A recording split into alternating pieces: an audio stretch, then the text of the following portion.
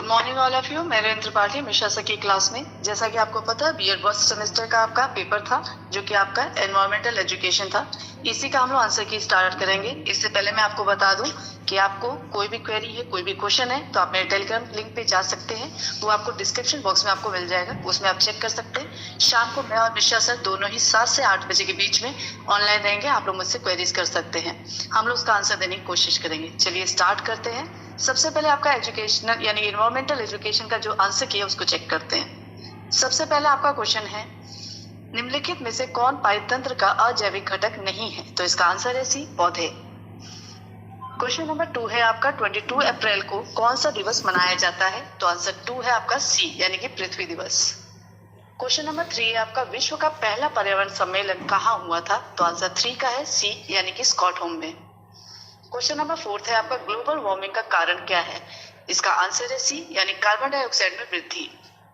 Question number 5 है आपका, पारिस्थितिकी संकट के लिए उत्तरदायी कारक क्या नहीं है? तो 5 का आंसर है डी, उपरोक्त में से कोई नहीं। क्वेश्चन नंबर 6 है आपका, जलवायु परिवर्तन से सर्वाधिक प्रभावित होने वाले देशों की सहायतार्थ किससे बनाया गया है? तो 6 का आंसर है ए, यानी ग्रीन क्लाइमेट फंड से। क्वेश्चन नंबर 7 है आपका, प्राकृतिक आवास के बाहर जैव विविधता के संरक्षण को कहा जाता है? तो 7 का आंसर है बी, यानी कि XC2। क्वेश्चन नंबर 8 है आपका, निम्नलिखित में से कौन द्वितीय प्रदूषक है? तो 8 का आंसर है बी, यानी आपका स्मॉग। क्वेश्चन नंबर 9 है आपका, निम्नलिखित में से कौन सा पर्यावरणीय समस्या नहीं है? तो 9 का आंसर है ए, यानी कि भोजन का अनुवांशिक संशोधन। क्वेश्चन नंबर 10 है आपका, निम्न में से कौन गैर बायोडिग्रेडेबल है? इसका आंसर है 10th का आंसर है डी, यानी कि चाय की पत्तियां। क्वेश्चन नंबर 11 है आपका, निम्नलिखित में से कौन सी ग्रीन हाउस गैस नहीं है जो प्राकृतिक रूप से वातावरण में पाई जाती है? तो 11 का आंसर है डी, यानी कि ओजोन। क्वेश्चन नंबर 12 है आपका, किस स्तर से ऊपर की ध्वनि को खतरनाक ध्वनि प्रदूषक माना जाता है? तो इसका आंसर है डी, 12 का आंसर है डी, यानी कि 80 डेसिबल। क्वेश्चन नंबर 13 है आपका, जंगल की आग और ज्वालामुखी विस्फोट से हवा में सम्मिलित किए जाने वाले प्रमुख प्रदूषकों में से यह प्रदूषक है? तो 13 का आंसर है आपका सी, यानी कि पर्टिकुलर मैटर। क्वेश्चन नंबर 14 है आपका, फोटोकेमिकल धुंध में हमेशा होता है? तो 14 का आंसर है बी, यानी कि ओजोन। क्वेश्चन नंबर 15 है आपका, बायोस्फीयर रिजर्व में निम्नलिखित भाग होते हैं? तो 15 का आंसर है सी, यानी कोर, बफर और ट्रांजिशन क्षेत्र। क्वेश्चन नंबर 16 है आपका, निम्न में से क्या स्वदेशी जंगल और वुडलैंड का स्थायी विनाश है? तो 16 का आंसर है बी, यानी कि आपका वनों की कटाई। क्वेश्चन नंबर 17 है आपका, निम्न में से कौन सा ईंधन न्यूनतम पर्यावरण प्रदूषण का कारण बनता है? तो 17 का आंसर है सी, यानी आपका हाइड्रोजन। क्वेश्चन नंबर 18 है आपका, पर्यावरण अध्ययन एक है? इसका आंसर है 18 का सी, यानी कि बहुविषयक अध्ययन। क्वेश्चन नंबर 19 है आपका, पर्यावरण शिक्षा के केंद्र में शामिल है? इसका आंसर है सी, यानी औपचारिक एवं अनौपचारिक शिक्षा दोनों। क्वेश्चन नंबर 20 है आपका, जैव विविधता के खतरे के कारण है? तो 20 का आंसर है डी, उपरोक्त सभी। आप देख रहे हैं प्राय में क्वेश्चन आ रहे हैं, इसलिए आप लोग काम कीजिएगा। फर्स्ट सेमेस्टर आप लोगों को खत्म हो गया है, 6 महीना लगता है आपका, सेकंड सेमेस्टर स्टार्ट हो जाएगा। इससे पहले आप लोग तैयारी करनी शुरू कर दीजिए। सेकंड सेमेस्टर का मैं सब कुछ पढ़ा चुकी हूँ। अगर कुछ भी बचा है तो आप मुझे कमेंट बॉक्स में कर सकते हैं, जिसके लिए आपको मेरे डिस्क्रिप्शन बॉक्स में टेलीग्राम लिंक मिल जाएगा, उसी में आप लोग मुझे क्वेश्चन कर सकते हैं। मैं शाम को, मैं और मिश्रा सर दोनों ही आपको शाम को 7 से 8 के बीच में आप लोग ऑनलाइन मिलेंगे, आप लोग क्वेरीज कर सकते हैं। चलिए आगे क्वेश्चन देखते हैं। 21 क्वेश्चन आपका है, महासागरों में जल वृद्धि का कारण है? तो 21 का आंसर है सी, यानी आपका ध्रुवीय प्रदेश में बर्फ पिघलना। क्वेश्चन नंबर 22 है आपका, शून्य जनसंख्या वृद्धि है?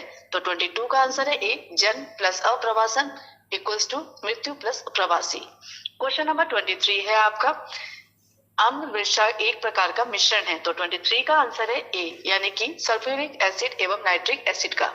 क्वेश्चन नंबर 24 है आपका, क्योटो प्रोटोकॉल संबंधित है? तो 24 का आंसर है सी, ग्लोबल वार्मिंग से। क्वेश्चन नंबर 25 है, ई कचरे में कौन सा विषैला यौगिक नहीं पाया जाता है? तो 25 का आंसर है सी, यानी कि नियॉन। क्वेश्चन नंबर 26 है आपका, अपरदन खाद्य श्रृंखला की शुरुआत होती है? तो 26 का आंसर है ए, यानी कि आपका मृत कार्बनिक पदार्थ से। क्वेश्चन नंबर 27 आपका, ग्रीन मफलर संबंधित है? तो 27 का आंसर है ध्वनि प्रदूषण से।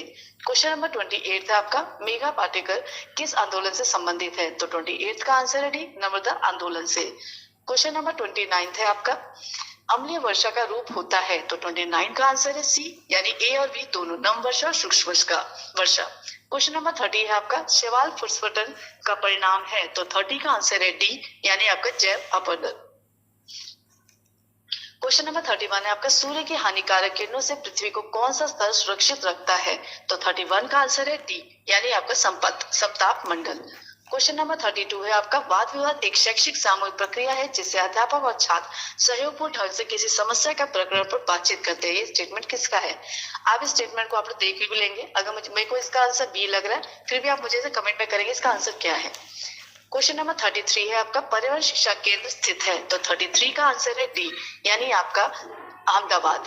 क्वेश्चन नंबर 34 है, एक पाइथन में ऊर्जा का प्रवाह सदैव होता है? तो 34 का आंसर है बी, एक दिशात्मक।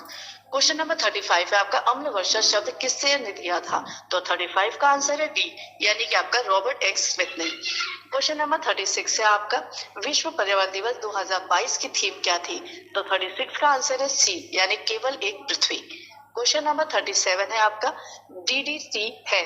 तो 37 का आंसर है सी, यानी आपका गैर जैव अपघटनीय प्रदूषक। क्वेश्चन नंबर 38 है आपका, पर्यावरणीय चेतना का संबंध है? तो 38 का आंसर है बी, यानी आपका भावात्मक पक्ष। क्वेश्चन नंबर 39 है, आईईईपी का पूरा नाम? तो 39 का आंसर है ए, इंटरनेशनल एनवायरमेंटल एजुकेशन प्रोग्राम।